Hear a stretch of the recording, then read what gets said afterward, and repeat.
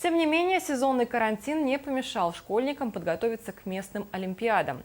Например, ребятам из Мирного дали шанс льготного поступления в Северо-Восточный федеральный университет. Здесь, в Политехническом институте, завершился финальный этап традиционной олимпиады для старшеклассников Алмазной провинции. На нем побывала Августа Степанова.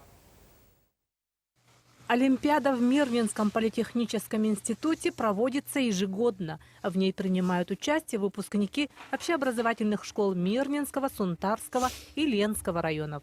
К ним присоединяются старшеклассники из Верхневилюйского, Вилюйского и Нюрбинского улусов. В этот раз свои знания показали более 200 учащихся 8-11 классов.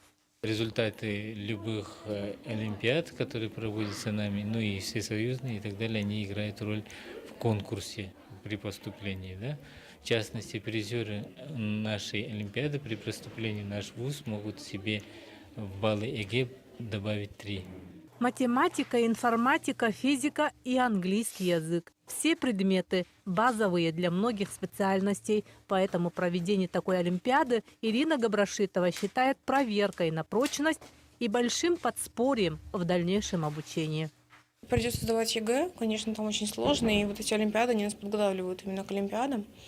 Вот к ЕГЭ, к сдаче, то есть тренируют нас язык, то есть там грамматика, говорение, все тренируется. У меня был выбор либо информатика, либо физика. Я попробовал по физике. Вот задание вы уже получили, оно сложное, да? Задания есть сложные, есть легкие.